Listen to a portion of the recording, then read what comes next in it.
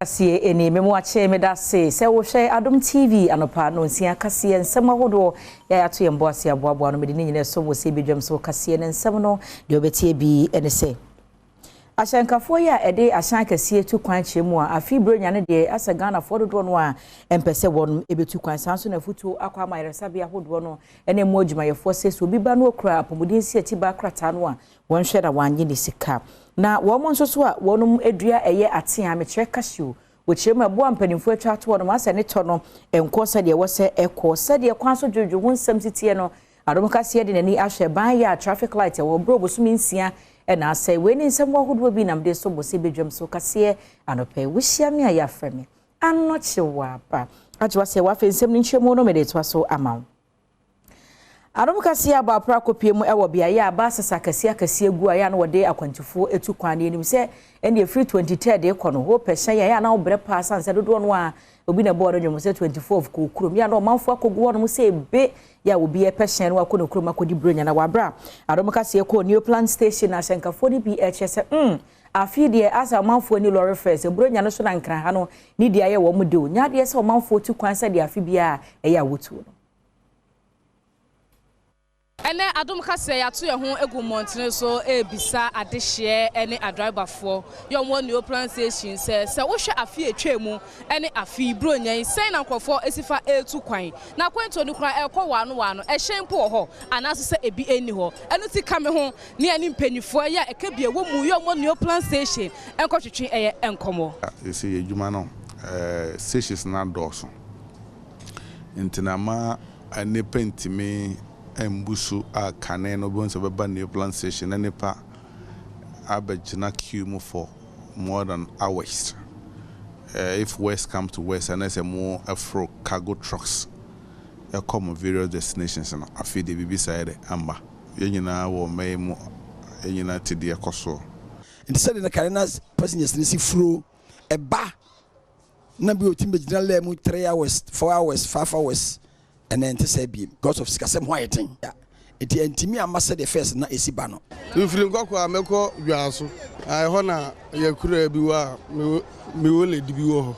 last year na ye but this year the anye anko ye kura ye ko nkoko ye tukwan na ye koi ye kosra ebusuafo nso na ye no mu nyina kodi bronya no mpanifo nso a omo new plantation so kase omo hwe afi etwemu ene afi dia kame esa afi dia nkofo entu kwan kra ehyen wo ho nanso nipa ni ho mbefa akọ mukrom na na abna adepa enmidin yen free eye akwantu ho nsam so ne nkwa pomde mu ensem so kwa hafo mantem no mu a director de national health insurance scheme no metria pomdin si echiba no eye opanya Alexander Forjo na wode de srede ato eresabia hodwanim se ohaw baako ya national health insurance krata ne wo ene se obu onuma no okura bi so beba no na wo mo ehwe ne yade ne kiremu afes kabra wantu ye ka ye nhwe wo sanse ye de kokora akwagie claims anya de se nsaka wo se ka obi na ama pomudin si achiba no ama entumi nyina sade wo se gina nti wo stress wo ya resabia na se wagie atum se obeje card no a wo stress wo mo ba hwe ne wanyi won ska bi ye providers a wo mo hwe enko for my edu baby a de wo mu ne se obi ho a obekono na ade a health insurance etu aka no na obi aka akere no se on fa sika bi enye de entua bi nka ho anase bibi atisi eno ewo ho enkakra ebinumu ehwe wo mo amumu ko free wa bra wo mo nyi bibia manfo ba ebia danse da bia but yesi anya binumu a wo mo bekono na provider bi gibi kakra e de aka sika health insurance etia e de amam ene challenge ya ye de ye ko asat now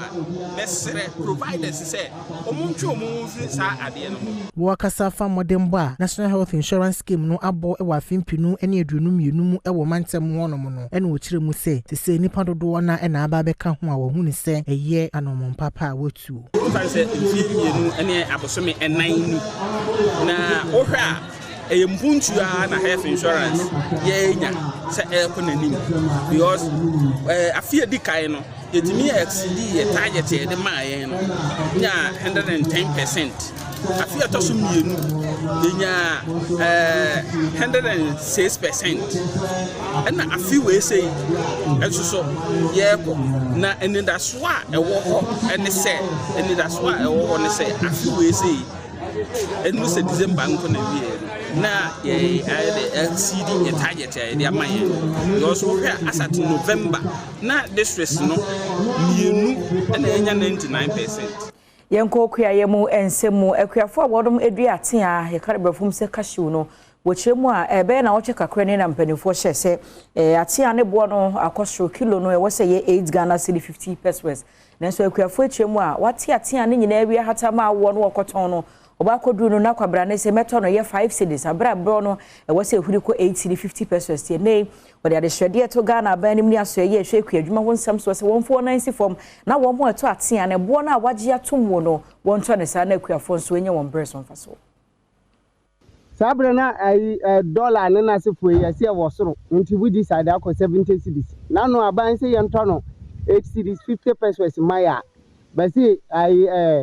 dollar ekofam enti se dollar no e na omo hwe so na omo dia 28 cedis na omo nto ne 6 cedis eba sa na yesusu akuafo ye ho akiri ye se no ye te ye Ghana bibia ne amosi dollar yesusu ye mfa dollar ntade wo Ghana hanom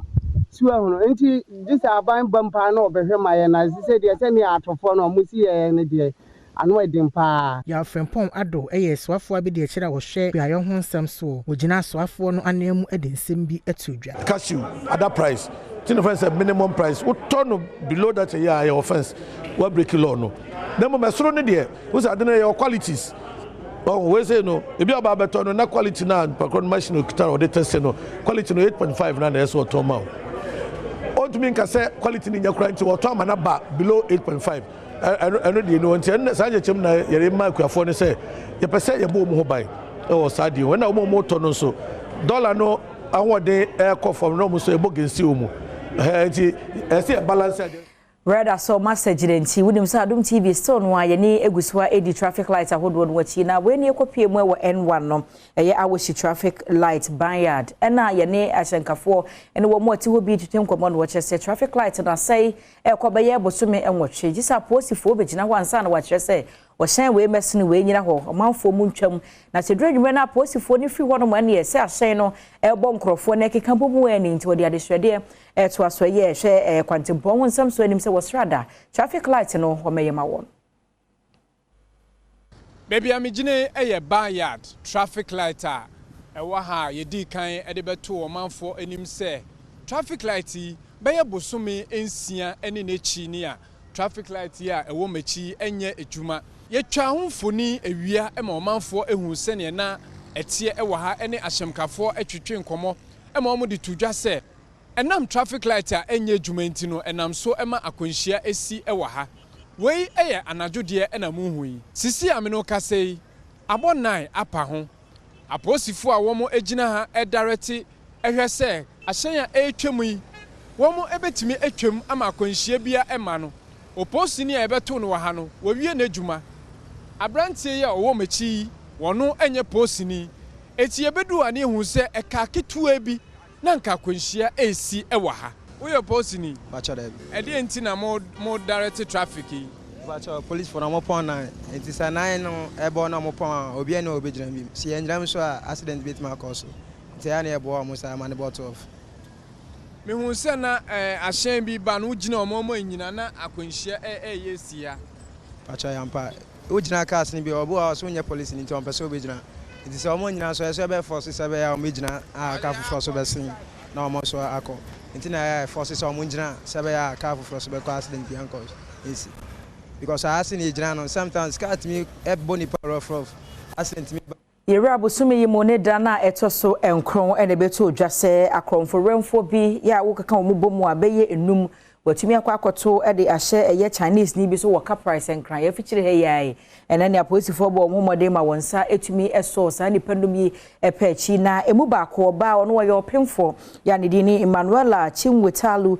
me no ka sɛ de apolisifoɔ etumi anase court no ahye ama ne bail a wɔde 100,000 Ghana cedis na 2 3 so nipa 9 ɛna wɔn mo agina mu sa dansefo a bibi ne a wɔbɛfrɛ wɔn na akɔhwɛ abayo yi aba na mmɛma 9 no ɛka ho no ɔmo nyinaa no ɛnyɛ Ghana foɔ ne de saa bre oguso ya wɔdɛm ampanifo ɛyɛ wasɛm hwehwɛ mu so many that also in Cronimono, Segana Deshe Ebekaya, Eviakite na Cronfo, eto share China need this ship so. Our car price here won't come antammo, a 22, a Sanso Jenny Sika difference. Nanipa Quack and Panama pose for Eche Womo, Yano Susan Simi won who a bomono. Across a cute cotton amani bill. Nasana cotton swashe, 7 Jessica button 100,000 Ghana cedis. Nasanso son washe, some fedgen MD49, ya womo ayet memo for a womo etika price. Emra, Nanipa Naya Kayan Semina won who a bomono, Omuguswa pose for a sway. Bwama hwehwemu atumi ayejuma na sandi panan yi wondin ane Prince Anthony Chobi Izichuku Igwe Nagu Martin Ahama Fula ane Godfrey Chukubuka yadodro na efre ne Sekalep Assistant Superintendent hema apose adwuma yeko no ene disa ensem no enim na wo kyeremu dia apose adwuma yefogusua ebo homoden se de be ya nipa otoso nsia ya ensem ye ne ho bom mu no obetumi aso ne pechi ne senti yo mo hia bre bebre se de be ya sa nipa ya otoso nsia ene efofon mu bia wogidie se na wo mo ekasa nipa ya otoso nsia no ho ema kro no bone course no obetumi ache won nyina na de wo mo afamrem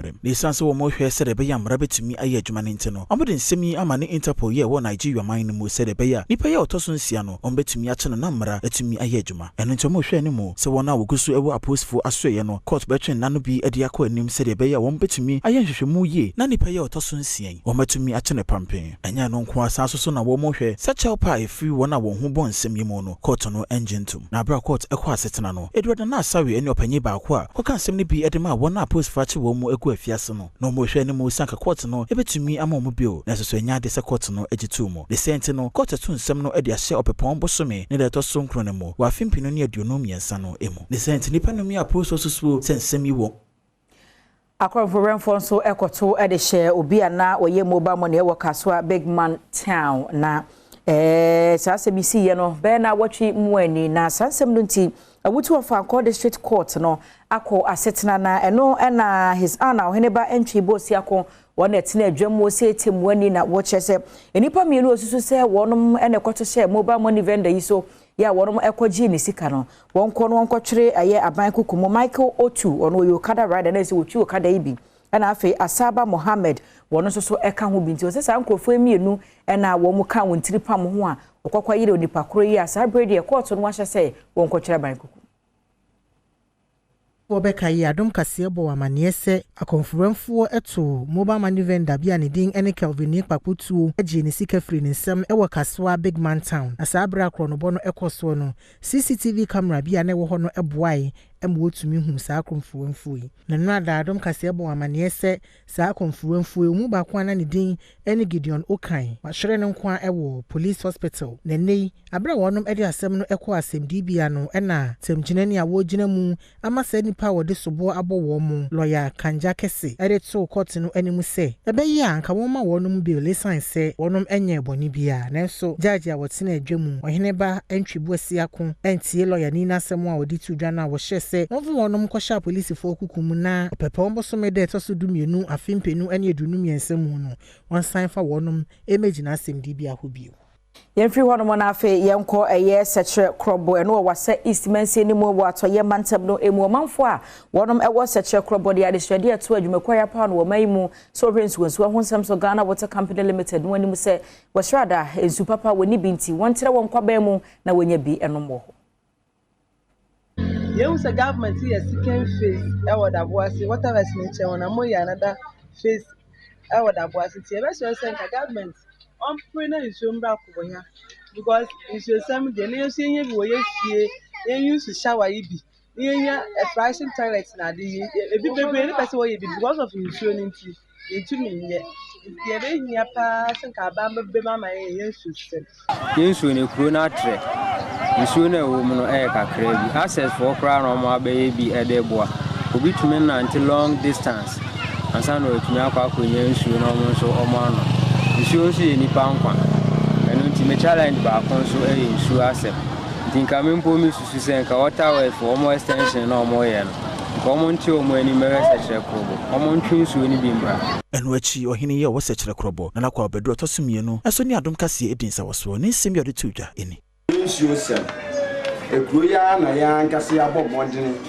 Awewe bo wiemu. Na bobo a ewo ho ya to pump e di asiso aye na kanai bobo. No na surprise you. Nyame Roma forward development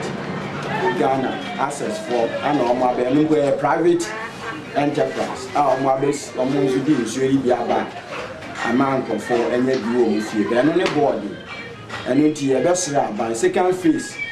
water ya omo ye oda boase omo ye was East district.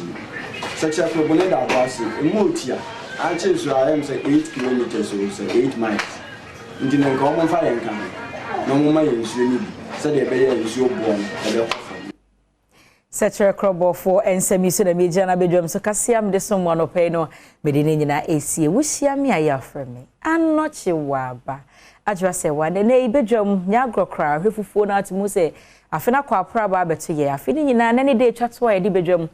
bro kopum se ebehia edwada ye no eya afefofre besi mu nti no kan ye ho ne mfa na ase emerade memo bi a efihia bedwam na o hye yede kase no awie enti de edu so no nyame adom wa crown ne maso amene 30th December ene efiade twato wo December mu bedwam etwato wo afi mu no na wo say still ya appreciate ye client ye no mo edi ensa wo so wa wo hye enti ene de fita no a nyomto ene ase da ba biarade de abedre esi eda na se ni ye de sponsors ase biso wo ma yade pa sanyo mo a ye ntimi nya boso me akatua ti so ko nkoto dwa ni mu a ya kai businesses no so wo nyuma no enkoso ntumpon se be ya enso ye betimi atoto bie no mso anya bie e de asoso nyuma ahodo asesa ma me na aboafo ya se biso wo madaroma ene yetimi de afisem komo no ebro St Andrew Senior High School abatan a wo hwe me wo pe papa e do ba kwa St Andrew Senior High School your boarding your day wo ho enti mfa ho ne baabi a wo hwe me baabi a wo tie se wo pe school papa dia St Andrew Senior High School e ho na wo sa abatan ne a wo fo a wo tie me hwe me sabre wo do ba na ni be kire Kel Kate toothpaste enkra no yemfo mo nhye mofra bre no mo ase bre ye twetwe onse anopa ene anumre wo bonso benyini na aka ho enkranke to 6 years yes kakanti yetu ne sen ya na me last me call 37 na akrake to yetu ne sen ha dwene de na de ba twetwe ne se anwumre so ka ho we said the whole day ne wadie nyina no anwumre wo twetwe the last na be yansa no beda wo bone se no ho ban nti yesra wo fo abata no pay gidigidi odi atwetwe akra ne sen no fa sa gidigidi ne sa hyemu anwumre wo twetwe ne sen no wonna unse nka bi anim penifo so monya sa wo so kopɛ o president na wo so fetchuchu se kama kidi minister of akra woni die na duro no awofo no obatan why ha akra yi ni di na mo ha ha o hospital se na oba no hwe ni ye eye hwe na hwe ni ye akra no mpaduane nya kidi minister of ni bi ma no ono no mu abohu safi na aduane level no asesa Piwak Natural Health ye do mo se o maduro ya ba ko pe na wa adwama so 3p garlic mixture wonim de garlic ye woni paduane mo nonum bi na mu ahoden ma strafo na woni paduan mu no omo ho nya den ti yade bi eyi ni ti a wanso ade won so nkunim sa adwumaku ya daroma na omo so ya sena fe mu ni nyina wa fisem so emi etimi nya titiri ni eni ntini ba na eno omo edi nkobo medin afia amankwa tamaklo nya mi hiraw bebre ma ye se mo hwe bedwam ene Adom TV ye programs ahodo ni nyina na dependable herbal home for omudine die obi ya dependable herbal home depend madine say edine die ahyetan ni nyina gina wo mu nupa e wa adwama so enti ena wondin ahyetan ne me wo manager na nkasa e wa ha Samuel Ofosu Oche area Ofori ti ORI no ne kwere Ofosu fachame ti Ofori papa bi mi ami na mu nso nti writing no za doctor for there sa enti Ofori Oche ewa ha papa ya mo official pa afin committee afisa say na dependable herbal home mo ni mo adwuma yefo no mo client mo gina mo na so amen na nkwane ahoden wo ho na muguso so ya sene saa na me hira mo pa je dependable helper home no dey say abeye household name adom ne de maji aboso na me hira mo e da masepa nti no yen hwe de be ma woni so nso saa bra fi ko na wieye de be ka bi kira adehye o mate de but still sa hye mo kena ya ka dependable helper home a enuma ben a mefa afidie so achia etiefo nyina amo bia nso afishiapa pempenso a adeni abedu se moja difu san we amudie asedana awasede da everybody ase e ka dependable eba home nso a eye adwumaku a ye mibiduro mibiduro beti se adom cocoa capsules adom natural man adom syrup adom typhoid adom dobionjin no ne dos ya no ne dos enti eye adwumaku a ye o madina nsi am sana pay die na ne enu no dos no bia ba ko mi enti e ne de ye e woni padua no mu kene yesen ka de biba tu ye anu apagya na de a kire anka ne ye nimu an ye kure se ye fa am se adom cocoa capsules na eno for cocoa woma cocoa no adokro wom ne omusisi wo hono ma me se adwuma ye ni ndwane die no ama cocoa na ma body no intimi engina so yie ebinim nso flames ahye ma nti amaman nti me se onoma eyi amaman no ema wosisi mu da ho wom so omoni so obeposa nani a eyi wani so nti cocoa na adwuma eyenin ana adom co capsules ye won capsules ye won syrup okay ti enum ni mienu ana obi wo hono ma na pension no afa tablet ba untime nka ni mienu mu okay nti di o pay ensuo no afa ensuo de o pay capsules no anom de ayese to pay de no okay ti nchiremu no okay ene wo adom dobi engine eno so ye won capsules ene wo ni syrup eno so no for candidiasis eno no ma no omo de sesi omo ho okay infection ene nya be mu sanka no so no nya ne sana esiesi oba no mane oba asima ene wo adom natural man eno no for emema na em say bodum pempensu bi a edu empemu a na adwuma no em say entimi enkoyie enti natural man no ema wo ye natural man won wotimi bo adwuma ama ti man ye nom gin dobi engine no na mema na nom natural man na ne de besi enti ene wo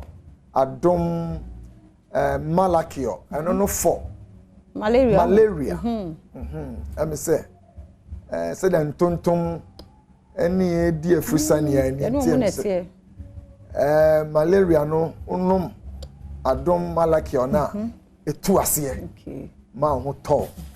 ya wo adom tonic eno so aboa ma siesie ni pedua no ma wo define ma nyama ento yie wo ni pedua ne mu no tonic no aboa okay ama body no sisi ne husu yie ya na ye mojaduro no ene wo obi a o ya anemic ni moja so atie obi a anemic moja so atie untimi na eni so chin no untimi ndidi nti aboa wo ama nyama wo mu nyina na etosi no etimi esisi no na adom lady care capsules no mechane adom lady care capsules and mission so eno no for mana em say omukọ afichire a menstrual pains enti aboa ma utimi flow yi aboa ama eyi pains and so no obo no so the no yet to suit everybody. You are. Wa to nom capsules. Uben musuo. Wa pensu anum capsules. It is sanity yo. Okay. And your war Adom Thai mixture and no for the Thai for. Oh, okay. Yeah, Oma Thai for the no abrabu body no entimin jina so yi. Aha, enti Thai for no aboa Emma eyi saa yare no fi o system ni mu said the bear obetimi enya honde aboadwuma nti eyi ni mu ni nno ni bia dependable herbal home yeah ewadwam a edi ho dwuma wow no bia so bia de ewum ya malaria de ewum typhoid de ewum manse bo de ewum ya wo mema ya mre de ewum ti am say self contained unya bowra dependable herbal home dia edro bi a wo pe bia no ubenya bi ya ne capsules ya no syrup nso ti mo amusuro nsuo ne no mu no ene capsules nsuo granade anom na ho ato enti wo mo cha kwan so de em say utie wo mo a ase ba bia wo mo obi ho ba yenko ebi ye hwe ye ne de ka obi kura pe bi de agu ne store a wo no so ebeton he fa no ye pedodo atu a yebenya o pedodo atu a oba Adom dependable herbal home our Medina taxi run behind EcoBank. Okay. Yeah, ahono ubenya di drone nyina nya ope bia ubenya ewo ho. Okay. Nti ho apene yebenya dodo no ho. Oh, okay. Yo but ye pe bi nso bako bi ato anoma. No ukọ okanshi dragley ukọ all the pharmacies herbal sentence na ubenya bi no ya bobo so nyina upe bia ubenya bi yo ene number no ho number ne yesai 0243 sa 0242 33 Debbie 0242 505555 505555 number no kra wo screen no ase 0242 505555 dependable herbal home yedi nkomo akeka nyarewa ahodo no nnuro no ahodo de ye mani padua no ebia na ayo ze wante odie nti number no enie anase bia nso pedodo no tu de akọ pharmacy anase wo herbal shopper number no na wo screen no ase no ana 0242 505555 dependable herbal home for number emre na so wo se ebusua ne adwumafo bi afisia pay mefa afidie so awose Ghana fo nyinara ene won mo no ne yendro no yenum mi anopa wi anwumre wose obiara afisiapa da obiara nso ase efa botani susuya adwumawura Reginald Andukwe odiaba dwaso a majatum na motobie ye fa afidie so adobi ase afia ye bewura mu nso no Erade enkosora enkurenkura mu njuma mo ye abusua na efie ni ekosu bia no Erade enka mo ho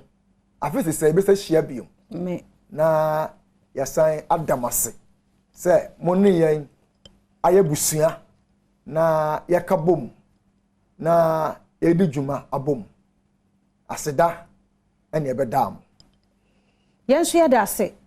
ne papa wonu ne baye onu de say Fred Mr. Fred Mr. Fred nso ayade ti akire ho no oboguma mo Fred nso na minshira no nyo kese na munkoso anya adwuma no na nyarwa hodo hunu abadwa maso ense nyina yade nti ene dependable herbal home nkomo no ahada bema kwan na yede ese ne se de yaka na nwom ne de kohwe ye wabonten ho pa nti ba bia so wo kokomlem ne mpote ma bra ne yensa enwoso yade ne mu nwoso ahokyere ne bibia ye wusu nyina agu na se kyena 31st no so no yakotoa so wo ho nti beka nyina ye ho ya dwendwen ne nyema ne nyina firi ho da nyame ase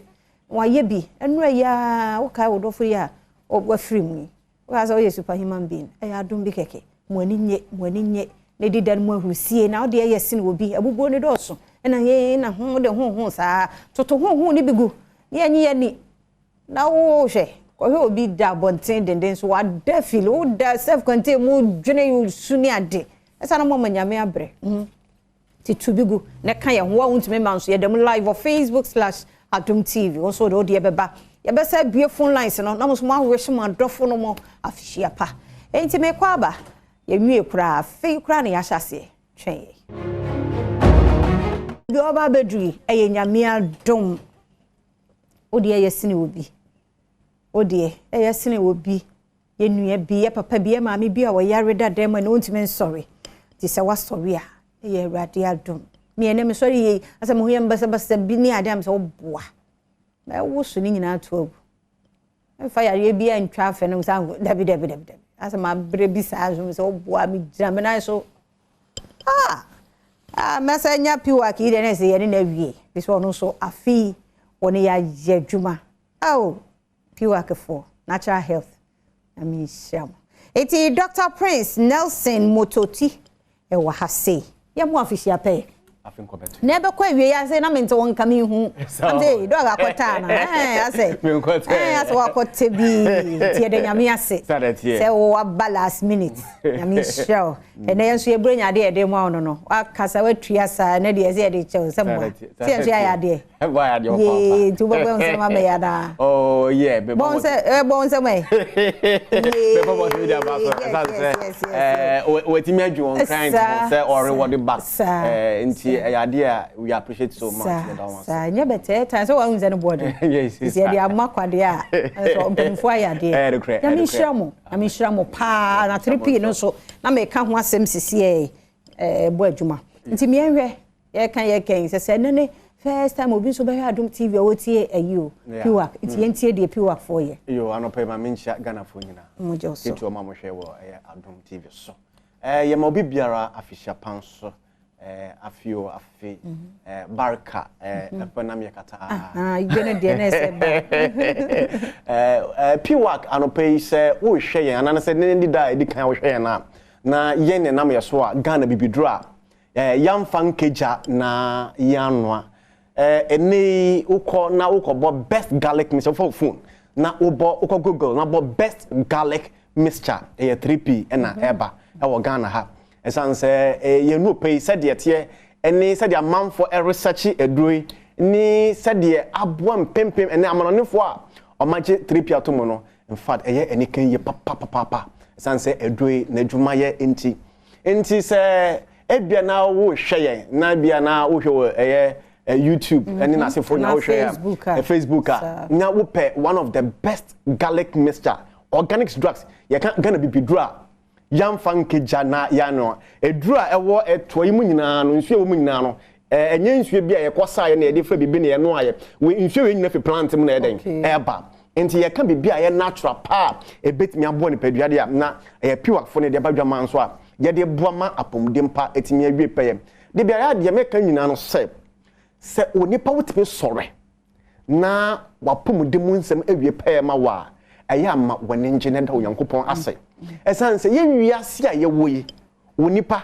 ebia wobetimi wo botaye da ye somni no makodo pi na mum se apomdem pa ni wafa sister bibie no ho betimi aye ama na wie peye enti apomdem pa ema onipa biara aya de bia ehuhia eni enti piwak fo se eni pedidi a wo home a wono medie eye de ye fi ebekọ nipadue ne mu emo bi bekọ nipadue ne mu enam so ama o help betimi aba eni enti se ye dididi a ene kwan pa ben so na ebetimi aboa ye yi efi ni srade efi nipadue ne mu Christmas ye den ya abusunya behia adofo behia ye de ye benum kakra ye beji ye ni kakra na opon se ye wie sa na o manyina no kwan papa ben so na ebetimi afa ye betimi yi efi ama moja wo nipadue ne mu no etimi ediefusane ye ene nti na piwak for ayesa Ghana bibido a yamfa nkeja na yanwa 3p garlic mixture sa wonu madro ya bibi aye toxins bibi aye strade opon se wodidi no nya enwani no vitamins minerals efi nwani no no a enwani na wodi emu no emu chaff de ense emfata no esese ni nyina so de efi ni pedua no emu na 3p no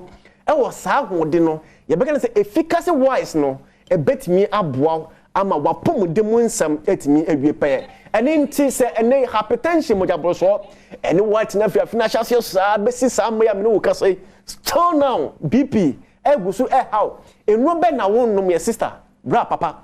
restant, the American, one woman draw Sabi Okasai, pampa if you number or tea a docent. South Asia, we kid the new liver in Nano, a bread instead of drugs. I didn't see Yamo be alternative, a bet me aboa, and a 3P garlic mixture. Ye can't gonna be drop. Young funkeja na yanwa. To the extent when you hypertension na went me ambo homo di na one swan on tema. Ne wie no. Ubehun say diabetes na wie ya stroke na se for kra no. Etimidi ne ho agimesan say akoma na wo hwe se wo cheche moja e ma nipadua no. Say anytime akoma no cheche moja na antime amfa ntin no anko na e sign na chi eba akoma no sa e de how nim fun so aba beto nipadua no eso to the extent no wo brain cells bet me are deprived of oxygen and the effect say aye oxygenated air no says had any see a enkomo na wa adwene no e bet me ewu e de stroke ndwedwe and I say mbubuya ya bet me adem e bet me dia abroad and nti 3P garlic mixture no aba say bet me aboy ye na ye nsan ye na 830 obi say anansi a cheme obi say o me wo ha to me say ma fan bi aye no obi wo ha say me mpagya me nsa me patro 3P garlic mixture eduro no e wo sanwenu no ho de na e so unique e no kwasem say wonya bi de ko ni padua no mu a e bo papa e ma no ama etimi ko ye pa etimi e de mo sometimes ya na obi say na dog ye na ye ntimi en na ye dwuma den obi say ye sisi obi say ya tumeko ya so gya wo ye video mu me patro wo ye obi a wontimi en na wo rota ache pa de a anope xmas se wo wa chede bi de che obi a na aye 3P garlic mixture ebia why you package kakra na wato 3P na wo de ahye mfifi kama na wa package so ti ase na wo de akoche de wo wi ase pa no se wo betimi ni sika che obi ba se wo badwi obi apom de ho so ti ase wo badwi onipa apo se nipa ne nkwa be de ebe ko nenim no eye ade a esumbo se wo nye bi da wo de pastor bi na hwe se de esumbo eden efa and nti piwa for say yenya 3P garlic mixture Ghana bibidura ebetimi aboy papa ama no ama etimi akọ ema enya 3P mu chefa ye papa okwe mu so ti ase Ghana fo ma enya dope mu chefa papa oba bia fichiri komu how entawo so sabi nyinse umfe biye menopause ebretwai wo ndu sa stage ye younger by 17-24 bosumi ba miensene ekonsia sabio ebraye no a makom wunye biye wada adwene say die mpa na de sa de empe wa sabia ka moja bosumi moja beba no entimi emma yesre Ghana fo nyina no say 3P garlic mix enye de ye kan keke na mum edura ema resource se wonum a wa wotimi hu say bibi free oba ho eba moja fe moja de oba obehu bi papa ebetimi abo ama wapom de mu nsem no etimi awie papa etimi edi ama across Ghana nyina no eduro yi ukoto a ewo eto a abom ne tue ne tie boaso yi ekokọ aha se de na se ne hu faso no etie hwe se obi enkoma baby fofo no nko oh ye ne 3P wo ho na ye wo garlic do fofo bi a ene 3P ni e me pacho oboa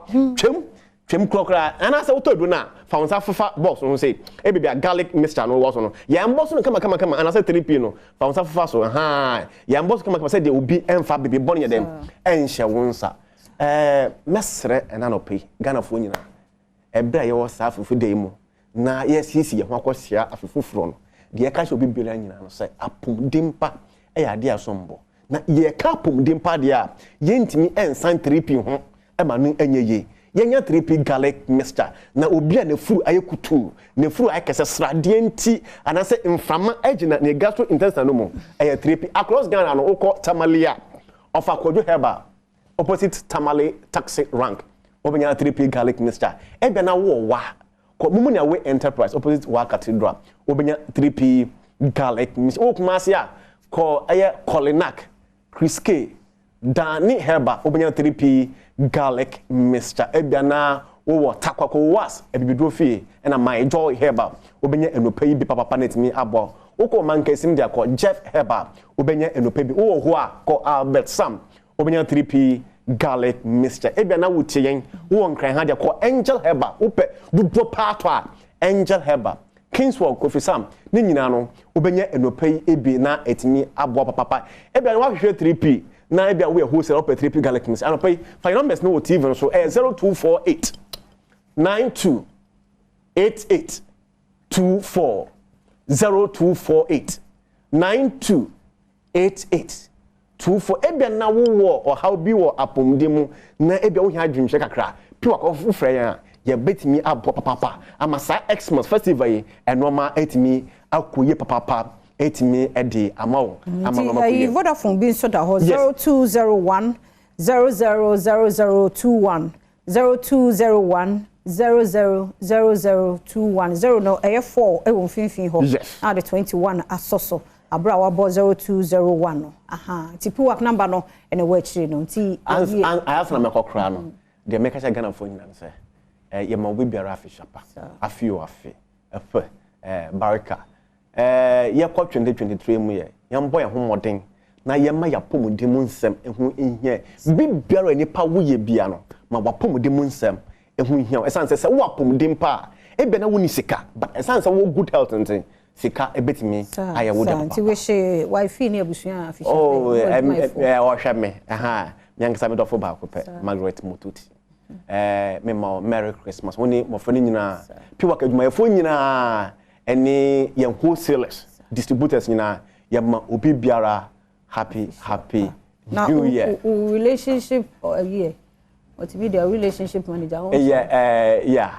Mr. Henry Henry adopesa wo hwe ya ma o official papa esanse wabua papa eni ye hwe ahokeka eni ayonkofa enam yen wodi abrayen ama yen multimedia na yen eso papa yen ji mechia yankasa CEO Mr. Chum Ebona Baso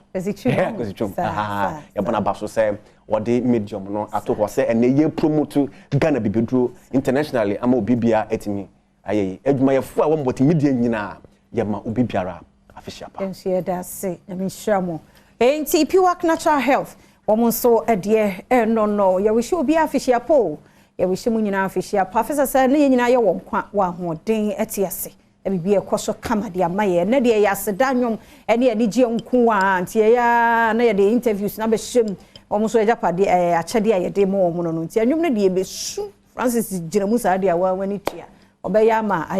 ntie afi na omo be sports ti Sergio Manu ono so ha ono hwan na ba be Wallace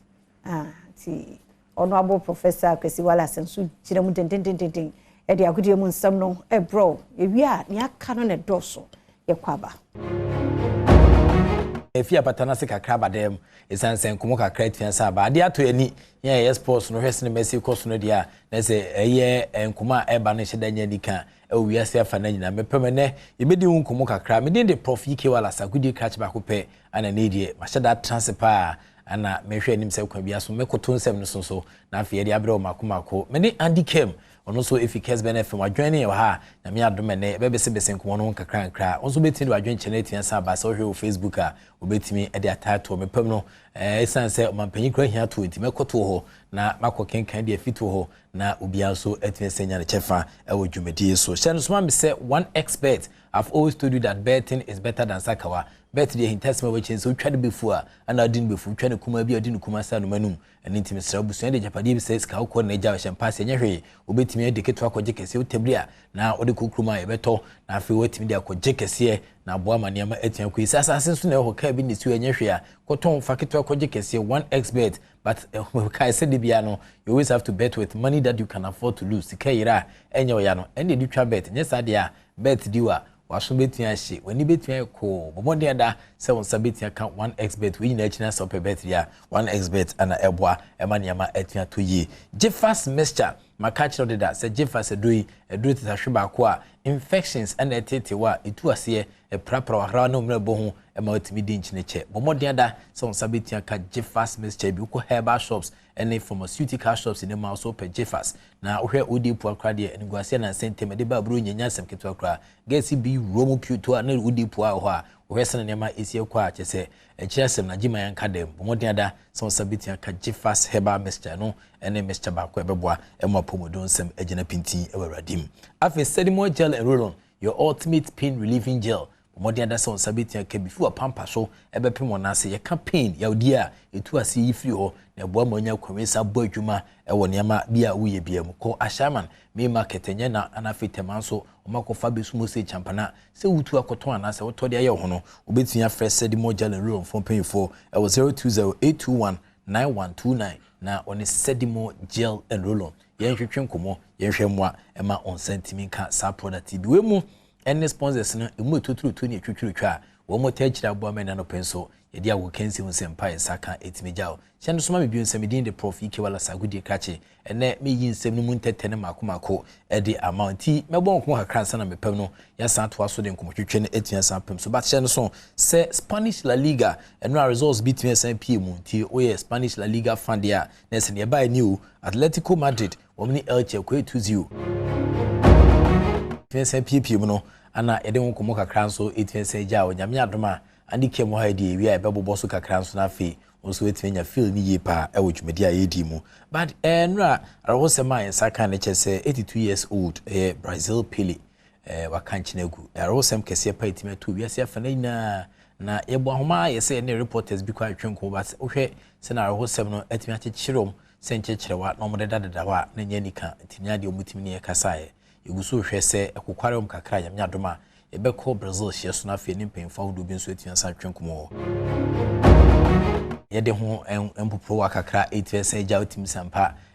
ekabo padi papa bi bobo pa ebedi no nkomo kakra but briefly mamesa mo nka ese Mohamed Alassan has of Kabrantia ono so si akan ede ema across folk na sentem empemfo esen komuni abranti tunkwanta pai nkran esa ka chese empemfo asan transibio a review Mohamed Alassan as a jana komuja ne kwano ema ohwese ne Messi koso as Lafco Mantage wo ya penesa Branton as a quality player ba enye se bi onye bad sa wo ya penese Mohamed Alassan samra back into hu se ne Mohamed Alassan bia o sa the need fence akire has for akache akosa to ne contract din Messi akan dia moma ema ne nyon akra e wo se ne ma eziatie e horo no afi bright ag e kan players a na nkomo so ye hwe nim se kwa bia so no omo so betia beboa eye the Black Galaxies a na ono so kan obi pa but me no kasa die wesna nhyɛnisi kwa na so ono so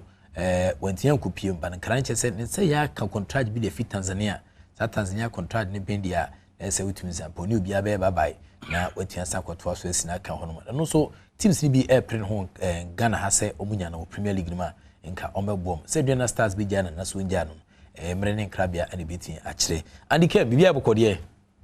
bibia kama ho. Okay, briefly, Spanish La Liga, we can be one. Manchester PM, Atletico Madrid, and Elche, and Afi, Real Betis, Benebao, and Afi Girona, and Rayo Vallecano, Mobo 2-2, or Sarkins. Briefly, on Afi and Co-Pilio. The issue with Atletico Madrid,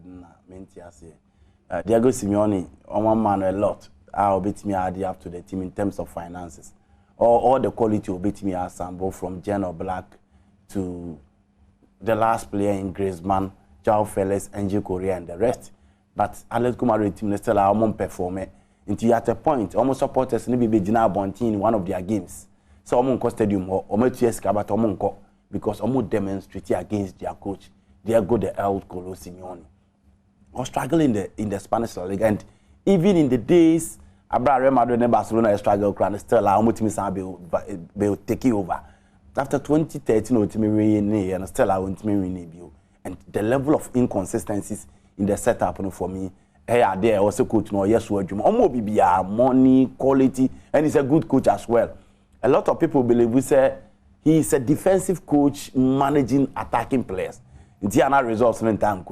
but I still feel that he has a lot of quality and a name why and waiting me to show up. I'm Atletico Madrid. They are the third force in the Spanish La Liga, replacing the likes of Deportivo, La Corona back in the days, and then you're talking of Valencia in the days of Rafael Benitez, Modest, and then Hector Raul Cooper. But in recent times, Real Madrid, Barcelona, and Omunchu said they are a team to match the two top teams. We are only hoping. Said these games, though it's early days yet, say I think if you work up, I think Oma commence the second part you call it after the Mundial, and we are only hoping that Atletico Madrid will show up. But for now, results no is never encouraging. Oh, okay. Quickly, you were yim, but we are sending a message as I say, a yim na as I'm shift time. My tie a quite more fun at the fan. As you did Brunia and I feel some a yim tea and then a more fun at the fan in a month for Antimaseka crab. But 82 years, Pele, or wine. Prof, oye Papa Bia, and I say, oye Papa Bia, overcast after Brazil failing to win the 1950 World Cup, Oma Bamubui. Omo believe in superstition say why this in the crowd mo because after assembling 170 plus thousand spectators at the Stadio Journalista Marial Fino, I'll bet me a friend the Maracana and him go asia maseba busane as it did Garcia de momo na chesi mo edin momo se coach be free stadium na ye de kaka to be na be no because ense me see ya no mo ntimi quantify there na chesi agiegu. There was no hope after the 1950. In 54, there was another embarrassment. It was Switzerland. One and did the hopes for Brazil never back. There was a certain boy, ne Papa de João Ramos do Nascimento, and an Mame de Celeste Arantes, and a Omo Sabranti, no, a friend Pele. Now the dear Pele, no more friend Billy. Na Adom TV school man, na there was a goalkeeper, Antioco Bonidino. And a Coboni Dino, it's here, and a prof well in school, almost I say, I'm the crew now. In 15 years, no started so trials.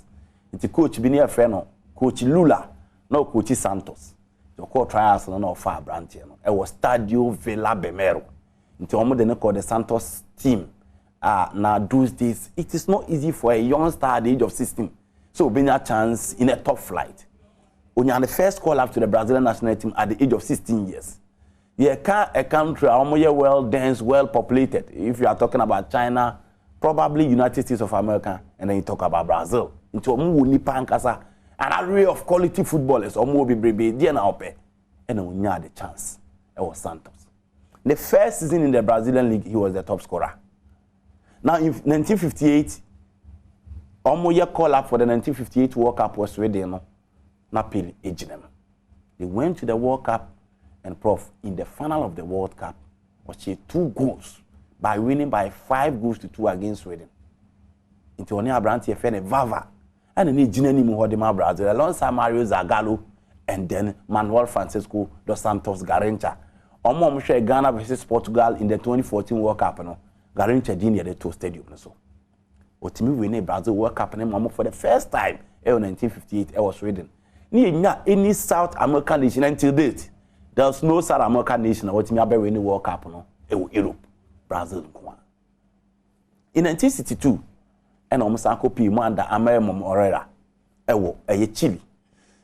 Obo matches in Kakra, and pry into Omukofa, Branty VFN Amarido, and Omudene Baby Shape night. That time, no Nanka Yako tournament, now Prof Upra, you do be Baby Show, Mubastella, you are part of the team. And Pele winning the World Cup, but he wasn't so integral like the 1958 after Omo BT Czechoslovakia. And the kingpin of that particular team was Garrincha and Etimi Ede Omoji. In 66, so by Osambe preview into Brazil and Timiani. Then came the 1970 team. It was a team and Upiaka Wansem Uriase. The Tele Santana team of 82 is judged as the best team never to win the World Cup. But the iconic team, the monumental one, was the 1970 team. From Felix, Gilmar Santos, Nelson Santos, Beleni, you come to the midfield of Clodado and Jason, you go to the wide areas of Jazino and Rivellino, and then you have Pele and Tostao. Inti sa team no, and almost two in the magic box. Tactically, and I would share coaches not meet me and catch out the magic rectangle. And also meet me a friend the Brazilian box. Edimi and Sawini are different. Into which a coach be bought the 4-2-2-2. San Idia different. Rafranik Bebo Man United, in England for no so Montiasie. Into Idia different. And that was a team assembled by the great Mario Zagallo. And the kingpin of that particular team was Openia Efreni Pele. Nedami against Uruguay is still monumental. Born one by a crown fast to Tremu. And the pass to Carlos Alberto Torres for the last goal. And the goal that he scored against Italy in the final sums up Nipa Yekana, my friend Essen Aranti de Nascimento. So what kind of club leveler? or the Santos G Copa Libertadores na mienu nti o ka the Champions League version of South America opanini di omoje nti se wotie the interview of Carlos Pereira the better days of Benfica on na goalkeeper o se stop Pele but he never knew say Pele was not born on the same planet with Nipa no mo wow asema opanini ko kai me hwa de ba ko say sisi pictures ni videos ni role me hu Ronaldo Maradona ho but he influence on Abedi Pele. Prof say ebesine there were a lot of players even areas in the communities here from Abedi. There were a lot of players here from Pele and most of them are there. Abedi Pele, I think last week na sports here na Penny big at him say Abedi Pele never had a bad day in his game. Or say Abedi Bobo na wanya bad day that. Now, on also for the nickname Pele and Prof, he really live up to the name Pele. One team a World Cup. But for you to have an African player playing in the Marseille team that won the Champions League in 1993, ain't easy. Unim the story of Benatapi. Time Abedi Pele come on aku. No mo koye Frakadam say opening the crowd why when you HIV. Enti also omo rem omo penad by Marseille. And a Prof omo ko fa ne by Frakadam omo ye omo dinya Abedi Pele back to Marseille and so on. So again Abedi dinner of father to so Pele no. Whoever watch him, even in the twilight of his career, he was an embodiment of the game. Oh, you play another ball, in as much as Pele represents the epitome of the beautiful game, Abedi Pele also represents the embodiment of the Ghana game in our era or the previous era. Inti Pele, dear Prof. Wayebi, I've heard a lot of people saying that what the 3 World Cups were. No, he won 37 trophies, and I've spoken about the Copa Libertadores and the rest. And Prof, let's not forget, in the land of the greats, Pele is the greatest. It is let me repeat it you. In the land of the greats, Pele is the greatest. It is Prof. And then the Samo app, Open FN Edson Arantes de Nascimento, being named after an inventor of US and your friend Thomas Edison. But on the only I film and on friend Edson. It is an appealing some. Okay, I'm saying Pele nkomo no bebre na ho but emre won so yin kaso kwantintim nkruma sen kwan wasen so abubare na wie ene nkomo na de ubesi a nyame adom na yesenya daje bion a already so a ebi ebesa ato nkomo no so amana de nti ba bia ya follow yen e wadom 106.3 FM e multimedia ha na e wasempa 94.7 FM your ultimate sports station in Ghana and also e wa ha nti no ya na follow yen na nyame adom a ya toa nkomo no so e wo ho. Within the Prof Ikiwala Sagudi catch back up and I'm the evidence-based presentation to me sabre we bronya de Andy came from Kesben FM Kumase Ton and a brandy a fly be cancer yenana Edison South so Sergio Manuchu and the only wonderful hardworking revolving and oscillating reporter on also Eddie Bedu Sampempen Sui Dachi na Fempedu Yomobe and so yes you the masse say Mudi Bedu Sampempen Sui the act of being a good guest is to not to say goodbye. Badwam TV Badwam so official pa enkoso ankoma ya hwefo etiefo ekiri ne bencheye amo hweye ya da mo se papa Badwam yempa ye nyina ne se afe no enko ensa mesan ye ho ahoden mu na obi bia na koma so ebisa de na awrade aye ne nyina kama se de ono ahhye e de amanipa bia wo de na ba asase suoi appreciation na mu ne ewe ya client aye no aye adwuma fe mu nyina no yegusuwa frefre won so ono so mra omo so de ye che won mo eni enti yedru Agbeve Herbal Hospital efo ho na Dr. Agbeve Abdul Wahab won wankasa so e wa ha sei ye de na ye dwuma Agbeve de asempa days kura o so masia sha o Agbeve fo ayade na mi hira wokoso tuom last stopper hospital kesie pa ye bia no kura ko ho that time na me say ono bo fo su ampofo no local government who say you call hobby ya bro yesi munya no Dr. Agbeve ye mo official pa afim kombeto yen afisa say na nkwane ahoden wo ho sta pepepe na ye pe no na ne nine so papa sa ye munyarewa I understand the here because when you apomuden a ntimi nya she ni wa betima ya mana yi amishira mo ate nchira mo so so ya sene a che enya gro oh my ya de o asempa na me kai pyramid house o kai pyramid house my ya de nti ba ni den mo ka won ma ni yeye sa so na tiefo so ani ahwefo e ka won ma ni yeye so ma ma kamunya emetna debi ye de ba ye no mansom amanji antum enhu say ye woni ye bi pa omo so nka nchiro bi foforo anka egu ani sa nti ye do mo ase that's it e bia papa won so radio fan crazy amen aya de pa so ma ya de nsia no mo so mo so mu ye ba bia anka egu o so ma no asum ye ya sum nyankopon ya sum ye ja ene ye nanom ani sum amanfo so ma ya de to sum ye dia na nshira na di wechi no kore tu so da chi no ma no so me so utri ni wo sa pepe mo so abeto aso na mi shira mo eni agbeve herbal center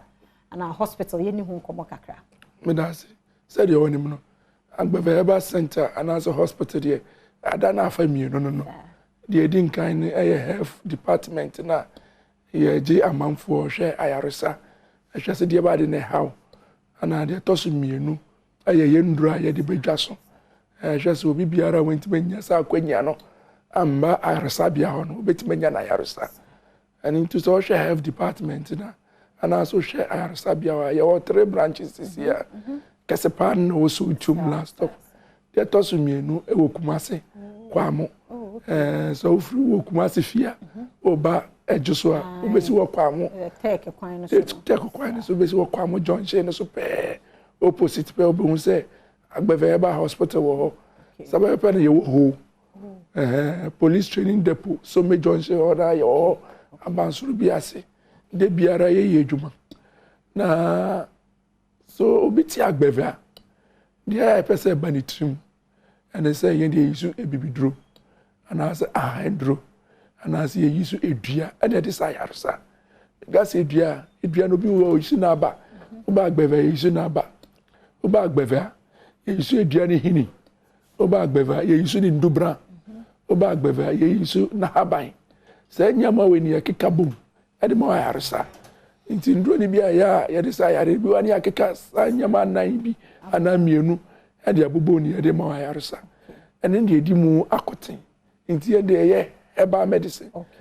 and as a plant medicine and in ejuma ye wo but traditional medicine or other aspects inside aspect ni ye nyisu na o hwe african ye progeny and as maybe ye free banner na scientific knowledge in dey no na be ko ye nananum eso especially me nanaso no mo says o person bibi ha no kura na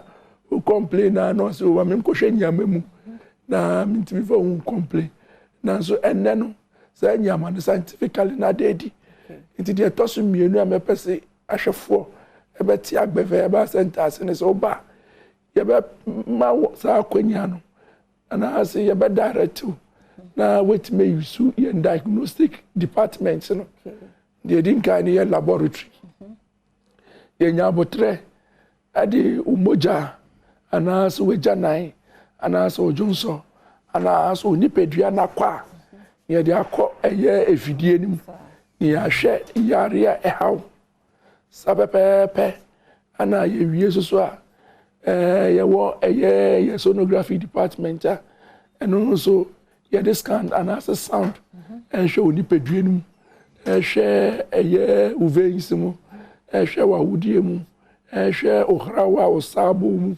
ahwe se dia ba de pote ene ha ntia oba ya resabia na doctor ni nyasa information no ene ni diagnosis onu aye de na adwi mo kire ni se sa yare we ne hawa wetima nam sa akwanya no so akeka eye ndru ni bia bom dia ma ayarsa na ayarsa na nya duro no nko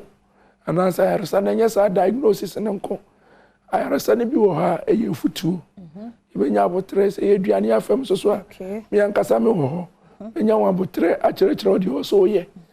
ye obiom so ne se ebi wo ha na nipa no webubu ana so stroke ana so bi so ha na o sisi yare ye yifutu ni wie so ebetima kire ne di o so ye nti ye o department o ye physiotherapy and massage unit physiotherapy ni massage ne enyama mienu obi di o ha o se yankasa ye edi no ye massage no ye bua no ye kire ni nyama bi obeye na pains na o feel na timi free ho obi so di ho a o so no ankasa bua no ho so wankasa bua ho ye be ka kire so ma na ene so kakra tre mu ma onsa so da no wano kwa da no hwene kwa weni no hwa na hwa se nyama we na ya de so so a ebenya ho botre be kire no so ye department and so agbeve herbal hospital yes our gym services so obi wa hwe na ewie no cover say wonya hoden eno nti ye be direct no so nko ye gym ho no no ankosa nko train na pom at a different level obi was any sisi na ene ya ana ase ne joint na ene ya no o be hia so be fa machines bia o ye ni na joint obi joint pains ni bi wo ha ye won bi wo no pains no gain baragaza say ya re ni bi wo ha say yan for once and for a little bit of pains ni ma wonti me nya yaresa e ma ni nyeyi eno ne nimdia o twede mpo nyankopon de a chen ya de bu amanfo ade bia ye hwese obetime nya yaresa konjen na itime abo Agbeve Herbal Center na hospital na Dr. Wahab Agbeve yenya no a enne afimu nyina mu ne ya adwuma no bebre akseri ye nti yenso yenche o made bie amomo airtime omu nim se the airtime na ne botie nti yenso ya ye famu die but aside hospital treatment ne nuo no so wo ho ye kan sisie wunya Agbeve bam no ne ade ye di twitwia na muna soap ni cream no mse no kwa na di kan ba Agbeve beji di nyina na ye se nuo no nti ye hwe nuo no so wa adwama so me da CP wa start ni Agbeve bam de Agbeve bam no de wanyini on na ye peni e woni nire mu sisi a wo yi ba yi die obi biara o tie no a shede nso amatan ya be ye nananom ni ye nuen kuma no won na wo arthritis ni na say ka no ho no apa Agbeve bam ya de twitwi joint no dware yo de twitwi and yes and so dware o de twitwi no wetima da ye abusu e wo dwaso de to so mienu e Agbeve tonic Agbeve bam na Agbeve tonic they by the same time na strategic because obi so ha no wo sickle cell anti emanisa rheumatic conditions ni bi nti abro no Agbeve tonic na aboa ye nwa no ye yero no ene ye ma menum so moje ya de enwu hiamo na se de otwedi ampa ya no bosumi bia so be luzubi obi wo be luzubi no so no how be obi go through me jidi say enya de o se ye kasa fa mpi Agbeve tonic de o kona ase ya me brayo na ma obi nkasa pi obi chiro say we dry Agbeve tonic penny di penny na so just say penny no so ni ese no ye wa other 8 products are ye di aba ye da say ba body ni keke ni me just ho ye wo mona soap ni mona cream ye wa Agbeve typhoid Agbeve fever Agbeve tea Agbeve herbal capsules that sembre na so ni ni aka ne de number no I don't know what screen no asie no na me fam ye ni entu dwa 0246 595256 0246 595256 ewo screen no ase Fred Dr. Agbeve ne ya kan bi a wo picture mu bi ene woni sawoso na e hospital kese pa ti dog ya mamu nyina afishia pa woni waduma ye fo ne abusua ni nyina afisha se na mu gina mu na so sa ne ye adwuma e da se yesrempa asa enti ye ne dog awie e wo ha mekwaba Pasisi ameda sifi masom ewa ha say meeting the sister Sunday Badwam Jumedie na chese e chego no and a Thanksgiving service order for senyankopon aye bia ma wa bomoden Zoom id ne da ho join ye de mu ahye na hihi mo ba me pa cho join me ntwe wo sene say we was line Zoom wo TV so live eti no wo so a hello Zoom for moon wave na me share hello that's right near Junior ne TikTok star Sabina Jifa abecheche nkomo enti Zoom for no montam puchu fama me mama nko ye wi aye be sem ye da nyame assistai PMP Sabina akwaba ani ye da nyame assi o no darling afidi empa na yankopan ya ma wa wo sha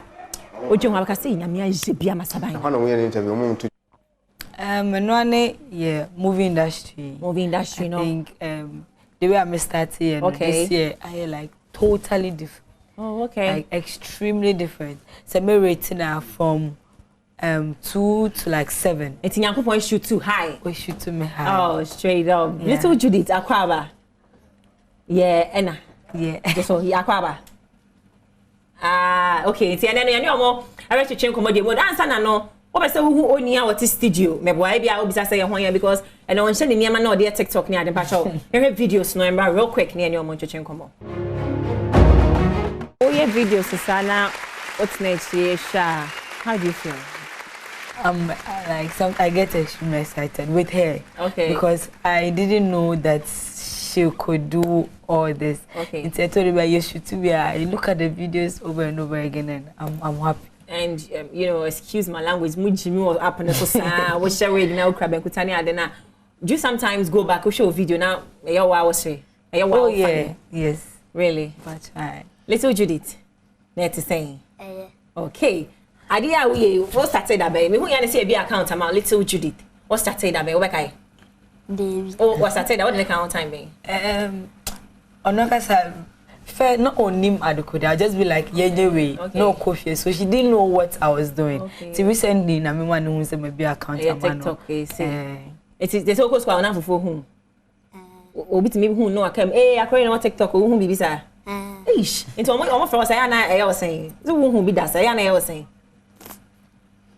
At all so home. It's all better to me catch us because me now for 4 points minutes teachers for. So you see she's not like that. Oh, very quiet. It is I say old school na say yes only baby na she's quite it'll be like okay TikTok not the day. You're but naturally very calm. Very calm. I'm for a TikTok star Sabina Jifa and a Little Judith and I'm in your checking come obi a independent. So how do you suddenly switch? Now why we any bibi ansa na wake kana ho sa hwe ni ho cheche wechi ba hwe ni ho cheche wechi ho ye yo bibi ansa na ye kinga wan ansa na why na assassin that's the first time TV interview ni ntim facho mo de be chene kakra this is the very first time on TV meboa just I your style bi because go na teachers for never point out because what bad you see the super oh it's alive it is Sabina Jenny TikTok Jenny no to say share here funny. First, one say not crazy about TikTok is so huge. This also be able to be into acquire style be kakra. It's we have future net to say. Jenny no nature. From the onset no TikTok was let me see how it will help. Okay. And then it did. So TikTok is like a pushing me to get where I really want to be. Into the journey so far is giving me what I wanted it to give me. So many enter TikTok, many share movie industry. Okay. So hopefully it should keep pushing me to get to where I want to get to. Or degree in journalism. Communication. Communication. And just say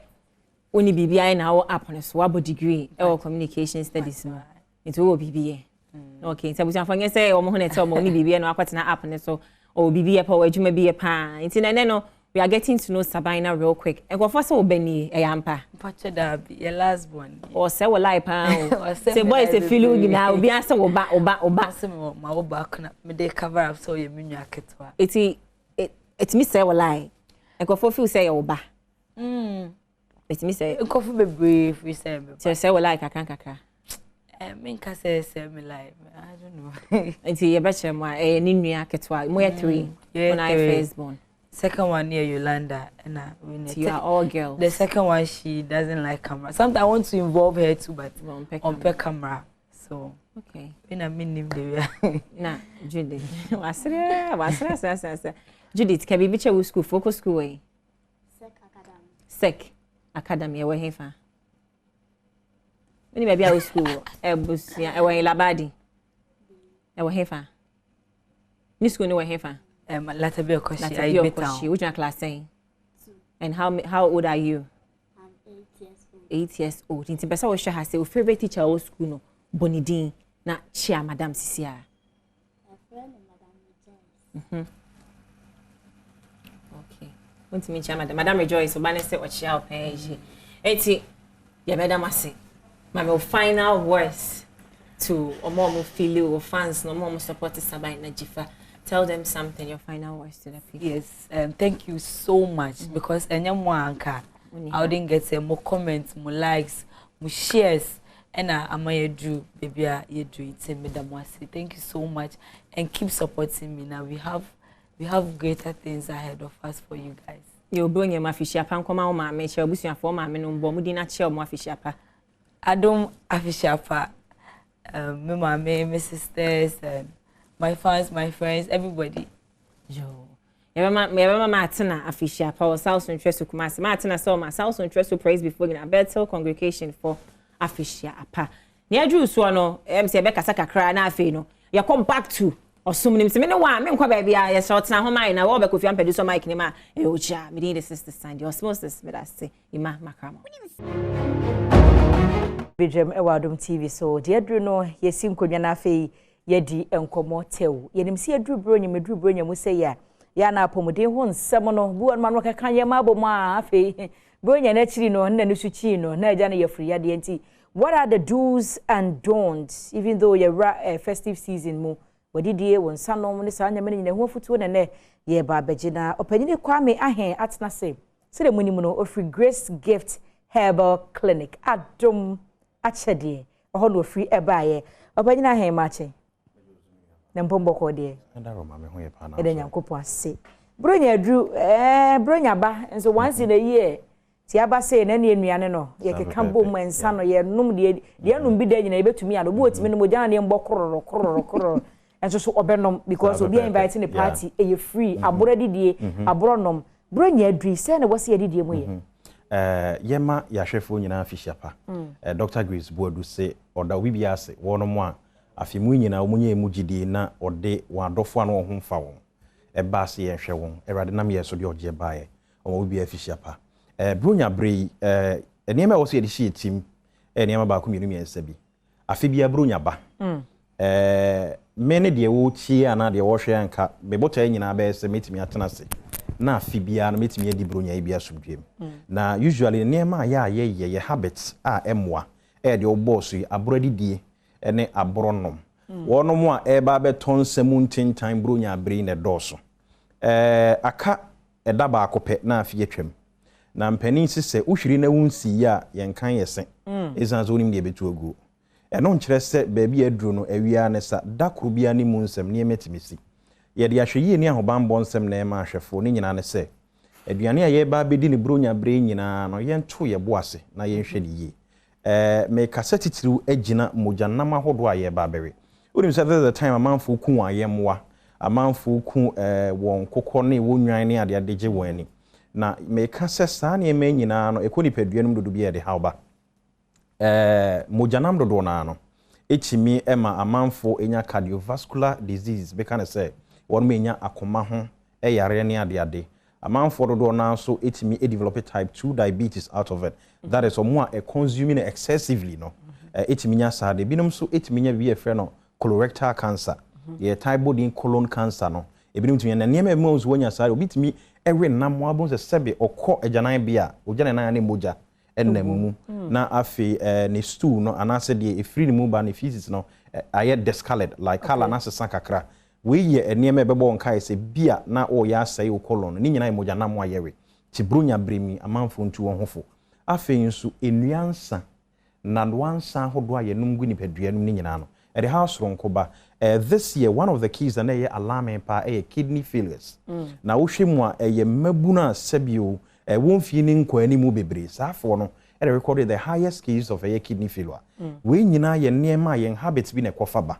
and sandodo aye ba benom sa na kakra ke no yanto ye boase a edem die soronko beboae utufu de but ye nimso obi won mo no wadi ka redada obi won so de oka no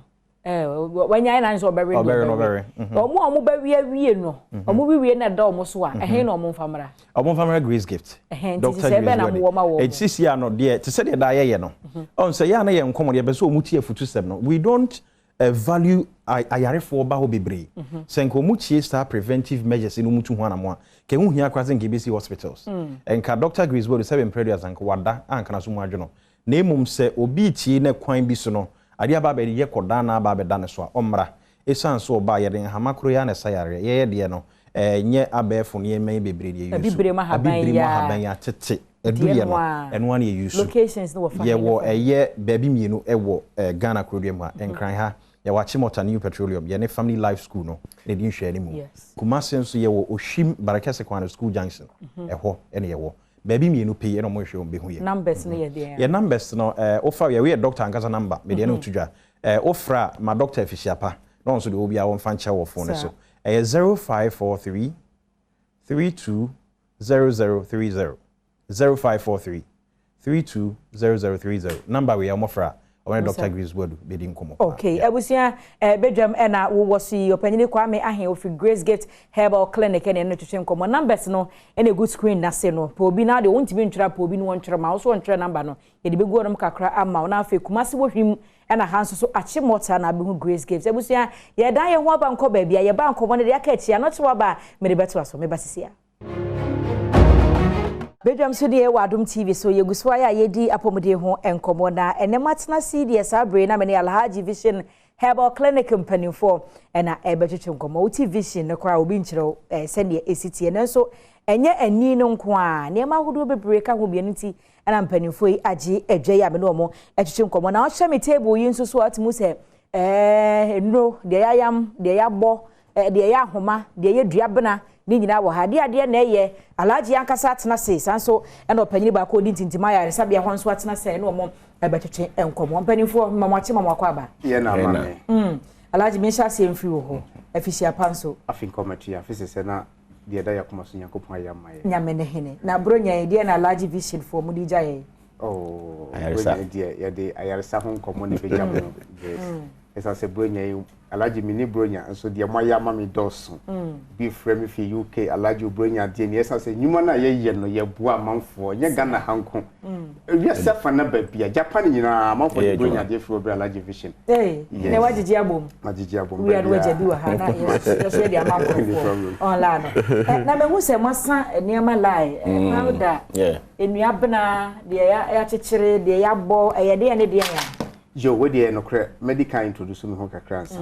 medin a obo am gisu traditional Dr. Alhaji Ahama Idris na opanyi kwanche for me na meda Alhaji Vision Herbal Clinic and Spiritual Center me okoko memory hayanti brebia obi a wayera bia bedu Joy FM hape ne di na ba no pe kwa me ba nipa bebe o betena hakransa na me man kwala de o mako okay Alhaji Vision me ya branch bia me nya daje tsa me na nanom na ase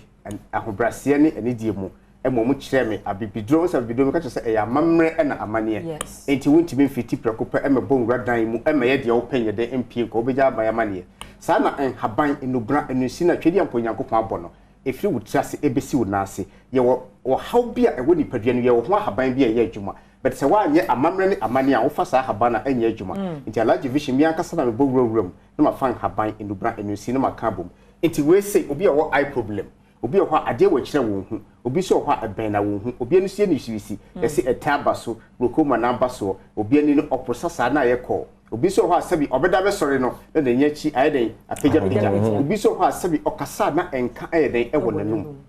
we na twedi Nyankopɔn da roma we ɛyɛ haban enubra enusin makomako 5 ɛna me dia yɛ sa adwuma no nti obi o eye problem ɛhu nya so kwakɔ yɛ operation ɛsɛ obehu Alhaji Vision obi so ho anu ayɛ operation wɔ nani ba ko na aka ba ko the entire okoye operation omra Alhaji Vision Herbal Clinic bedin haban enubra enusini obenum na fa veins na yi ebo eteni glaucoma na eden ewo wani so ma ye bebre adansidie koso adansidie free UK adansidie free Japan USA Spain any France for there Alhaji Vision adansidie wo ho bebre na kokoye ya bobo kokoye so ye sabi obi ekọ awapa wo wonya na wo de na no ye din oni oba na wo ya awodro nso bebre ye no ma me ye bebre awo no de sunsumu ya je free wonsem obitimi kọ aware na how bia beto no so why lab se just can doctor se kukudam ni biefo hwe no enso no na ontumi hu Alhaji Vision se bra kokko memre Adom TV dan kese nachi na adansidie ni yeden koso sa wa Alhaji Vision Herbal Clinic na dubra na da so ho no dubra wa yemfa typhoid no to nchen yemfa stomach ulcer to nchen obi ekwa yare bi woni yem wa ko ache entumi nko na se sadua we se tam ho na me fa kwan ya me fa so a menya sadua we owura mu a anka ba enwanwa enti obi ayefunu yare bi aton so a aye kwankro an wa ko a enche no Alhaji Vision se wontu na monye den emra kokko memre Adom TV dan kese nachi na omagina yaresa yanko opanyini yenso ho de esi wanim ho no mo no ansa na ya wonsi abobo ba ko bi me pacho we ni ye maame mu a omo sisi omo jonku onanti kra no agya ne mpaboa ho ne nsano ne nano eye ne tititi obi ho woda no obesori si a eye din se obesori we yen haban enubuna enunsini eye makomako 9 ena maka bom enti obi o sciatica problem bia ma nkoda machine bi nso amiensa bebre akoda machine si so ye dia wasa na masisi wai babu ase kura yes we yen haban a wo benum eye veins modwuma eye nkase nso modwuma okay twedi Nyankopɔn Adam si adansidie bebrebe na yesi baby atumi wo na chinije nya den eni ho na so obo modi ni nyina so obeba enti bia na no pai wo kumase oboase sunwane Takra de oti region 48 me ashama ne tema 40 me na no kwaya bo modern ne fa number no na me pa show metima bo number yes number ne 0242 812 426 0242 812 426 and 0502 187 178 0502 187 178 but obi na obi tie bi na no pay sabi okọ private ohun moja e wachiri enti ama ne sisi ye ne ya ama ne be man so nye de enya adwuma na sade me ka chim se koko e yare bone ani hu hawa ye ke e fa ye koko na medika ka chim se obroni ni koko aduro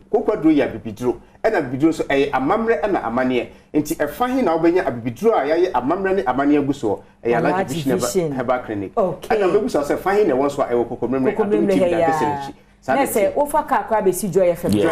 Obi a be hu bia be say o kwa alaji. Odo be fe kire ha no do ama alaji. Na wa ye hu adu abusia numbers no e na gu screen ne so no. Mo bi ntwero ma wo de want me ntwera fro ba no. No me twero ma san say alaji aka wasem pa. Ne ho nso na bibiduro ya hodi wombo no. Wo benya bi wo se on pese obi bebu nti ono nko a. On tompeten na ho na won hwe. Badwam so ne wa Adom TV. Ye dan ye ho batew. Ye banko bono e bia ka chire nko ba bia me basisi a apomede ho nkomo no simaka chiro se yemwie eno amu ene eguso e wonene meni opanyini ba ko yo free ni si farmer e na abepie mu ha se ya meni no eba abetwetwe enkomo opanyini me mo ache mo akwa yeah, me dear. Thank you very much. Na say oh you're comfortable with bro for no. But you blend it kakra naja. They will say me chiri na machi. But me din the Joris Adi. Okay. And what you man say? Yeah, me for Nisi Pharma.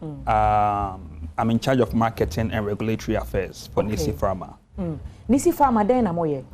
Nisi Pharma says a dini channel. A pharmaceutical company. We are involved in contract manufacturing, importation, and distribution of finished pharmaceutical products. I say finished pharmaceutical products. A drawer I ready. We bet me afa edi asa no area. Okay. And yet anon kwana ye. I feel so we deal in medical consumables. We bet to say gloves. Okay. Cotton. Stringer needles. Nisi. So we deal in it. I feel so bar nutritional supplements like multivitamins and other things. We are also involved in such products for Ghanaians. Okay. So that is what Nisi Pharma is all about. Sanya ma bobo so you be pe bi ato say hospital say no pe bi sanya ma bi say gloves ne gauze ne panie ne sanya ma ni nyina bi wo ho no ma nipa no betumi abeto no dia ko yes so Nisi Pharma they say we have a lot of outlets across the country. Oba Accra there were 2 outlets back on Okanshin Drug Lane and back also Madina Rich Johnson Eben Rich Johnson Oko Kumasi ye wo Kumasi Ashtown ye ne Salvation Army asori na ID hwe nemu then Takrade so ye wo Takrade market circle opposite the EcoBank. Beside this so ye wo a chain of distribution channels through our sales reps omoko the various parts of the country or ye supply and distribution as well. Nese obetumi atena as a hospital be my hospital na me hia sa anyama ne bia metumi afremo na mo maba be distribute am yes okay so your current items no so nti there was sales personnel there more areas allocated to them more very regions allocated to them Mantembia more sales reps so we go across the country distributing affordable medicines to hospitals, to retail pharmacies, to wholesale pharmacies, and to over-the-counter licensed medical sellers as well. Flexible payment terms? Yes, Nisi, almost say in so for more thing. So we have all these things at the back of our mind. So your payment terms no say whether you are already in business, that's a person beshas ya.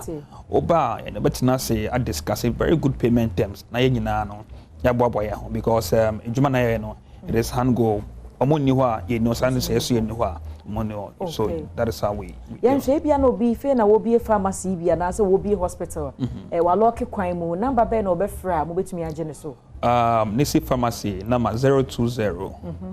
830 5676 0243 25 89 70. And say yen Robbie Crapo, you play adverts where Robbie say cough from plus. Okay. Cough from plus a cough syrup. You say you rahamatansis in more. So those one those dry cough and allergic cough no cough from plus a boapa. You will Robbie to say Lumatrona. Lumatrona a brand of artemether-lumefantrine, anti-malaria. Yes, a malaria drug. Yeah, okay. both for Incoradia or Pennyfordia or at the various strength. You will drop it to say Albendazole, Nisiwem, Duema. Okay. You will drop it to say Acticate multivitamin drops for babies and magic beans for other children. No? Yes, the Acticate happy appetite aba. And can be also maybe on the deep my sound the deep. You do a drobia friend Acticate happy appetite. The friend is saying Acticate happy appetite. Happy appetite syrup. Okay. The man cora. The more I mean it really helps them a lot. So as we have brought in Acticate vitamin C drops. Vitamin C drops. Yes, to help boost the immunity of our children and then your babies. No. Okay. So we have a whole range of products. They bring Ghanaians and they bring people in our community to help better their health. And I'll say Accra Hano more. Okanshi Drug Lane. Yeah, Okanshi Drug Lane. We do the drug lane more. Once you mention this, everybody knows Nisi Pharmacy. Now first year Madina Rich Junction. Okay. Ben Rich Junction Hall. Kumase or Ashtown and the Salvation Army. Sorry, yeah, Ashtown. And then Takrade, your market circle, Eco Bank. Very soon we are opening, in fact it's almost done for another branch in Tamale and a whole lot of things. So that's what Nisi Pharma is all about. Okay, thank you. Let's say Nisi Pharma ne no match and come on here number no and a guasi or so will be a hospital pharmacy. We hear near maybe I would be a hospital ejuma. One more it will be Samson a pharmacy, no be a wope, pania dear the open shop pharmacy mumma biano. Oba wo mwaso ya wo mbe ma obi no watimi dia ye adwuma payment term so obetimi what na se no am flexible ma obi na wutua bi na wutua de kakasa nse nsu oton so e for more dia busia dia duru so no yenko unim say na ye day of praises and worship enti Francis Amo aye krado wa bonte wono mo a yenko de ho.